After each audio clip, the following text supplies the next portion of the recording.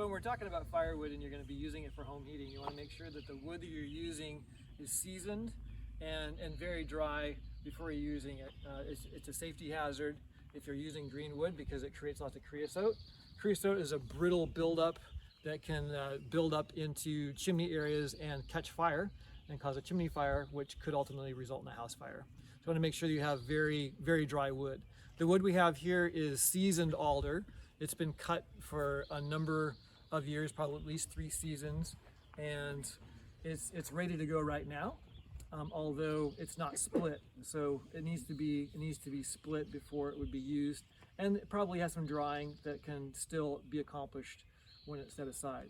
The unique thing about alder, a couple of unique things. Number one, it's a weed species around here, so it's not a species of tree that people really want, but it's beautiful for splitting. It splits well green, it splits well dry, which is wonderful when you're splitting wood. Other wood that's difficult is like maple, which is great wood to burn.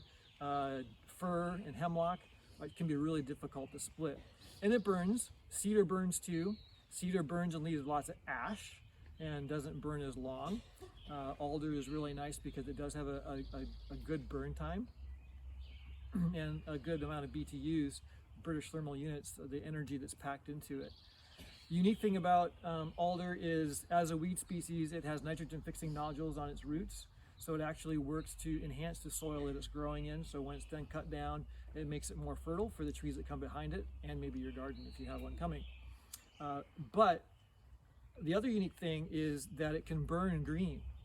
So you can burn it green. Other woods just don't burn well green, but alder will burn decently green, but it also creates lots of creosote. And that's a danger factor in trying to burn green alder. When we first put our wood stove in, we didn't have wood set aside for burning, so we ended up finding a wood seller, a wood cutter, and buying seasoned wood from a wood cutter. And then following that, we actually purchased a load of logs from a logging company that sold firewood logs, and they brought us whole logs, and then we cut them into the rounds and split them ourselves and processed it ourselves. So out of a truckload of logs, you get approximately 4 cords of wood, which is, in our area here with fairly moderate temperatures, should carry you through a winter. I like to have a little bit more than that, and when I'm processing now, I like to have at least a season ahead, or 2 if possible, because what would happen if something happened and I couldn't process the wood, or someone became ill, or my wife was left and she couldn't do it. You want to have it set aside so it's well seasoned, and it's also, you have a reserve if we have an extra long winter. We went through more wood this winter than I expected to, because we had a longer spring. We had the wood stove going into the middle of May, I believe, which is unusual for us here. So when you're processing wood, it's easy to do with the right equipment. And when you're talking about starting to get equipment, this is my first saw. It's a Husky. I bought this when I did not live on country property. I lived on a postage stamp in a community, and we were starting to think about country property, and I thought I should get a chainsaw. So this is what I bought. And it's actually a fairly thin kerf, which is the amount of wood that's taken away in each saw bite. And it's a good, easy saw. My wife could probably use it because it's fairly light, considering compared to other saws. So that could be helpful. It'd be good for limbing and things like that. But for heavy duty work, it just doesn't cut the mustard. So when you're thinking about saws and you're thinking about moving somewhere else, a bigger saw is more helpful.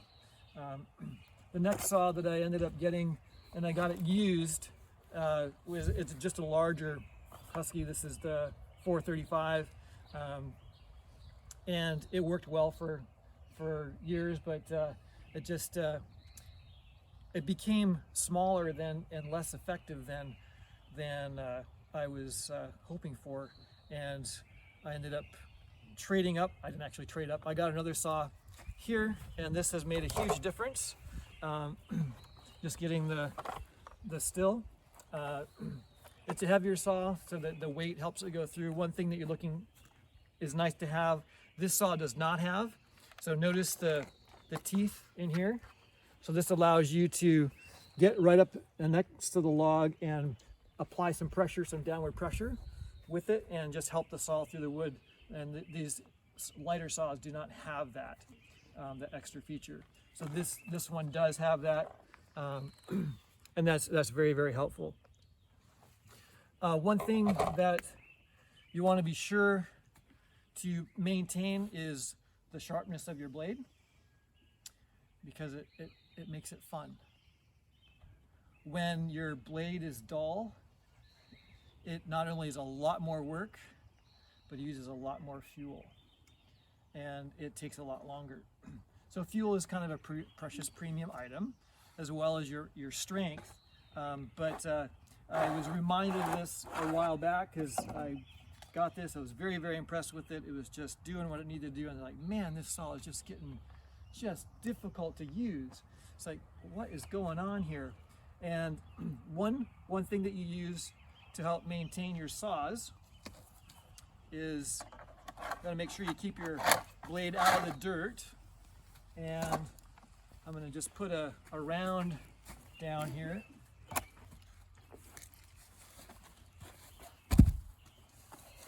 You want to file your saws, your blade, to keep it sharp. But what I discovered was that this saw, I had been filing it with a file that was too small. So even though I was filing it, I wasn't getting it sharp. So you need to make sure you have the right size file for it. One thing that's really handy for field dressing a saw is a stump vise. So this is a device that you can just pound into your round or into a stump, and it will hold the blade up so that you can sharpen it and move the chain around as you're moving it through. So we'll just take and we'll give us a pop into the stump.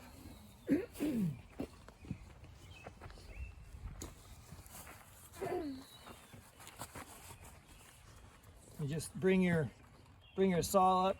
You can keep the blade up. It's going to run through the channel there. Has a screw-on tightener there, and that will clamp it in place so that your blade, your cutting chain, moves around the bar efficiently. So I labeled my files so I know which one goes with which saw, and it has an angle on it, and you can maybe notice that the file is a little bit taller than the blade tooth is. The file that I was filing that wasn't doing the job was actually smaller and kind of undercutting it, so it wasn't getting the outside face and the top cutting face. So you just kind of mark where you're going to be. Sometimes use a Sharpie to mark it, and then you just rasp across at an angle following the angle of your tooth, and just keep filing around. And then when you're ready to do the other set of teeth, you'll either flip the saw around or go to the other side.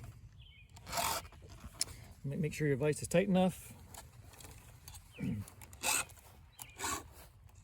you go all the way around your saw, sharpening the teeth, and you can dress it between tanks of gas. Just do a couple swipes on it just to keep it honed up. You know, there's a Bible verse that talks about iron sharpening iron, and that's what's happening here. It is iron sharpening iron, or steel sharpening steel. We want to keep each other sharp, and we want to keep our equipment sharp so that we can be efficient tools in the hand of our God. So then I would just flip it around, and when I got to the tooth where I was, and flip to the other side. So this is drifting down a little bit. Just have to make sure that it's tight enough so it doesn't slide down. So let's see, it didn't take me too long to do that.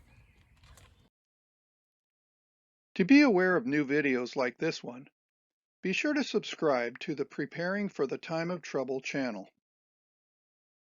For more free videos and downloadable audio podcasts, as well as handouts, go to www.preparingforthetimeoftrouble.com. Topic categories include recordings of live seminar presentations, country living, sustainable gardening, homestead remedies, how to be self-sufficient when the grid goes down, wild edible and medicinal plants, hydrotherapy, and end-time Bible prophecies. To take advantage of these free resources, go to preparingforthetimeoftrouble.com.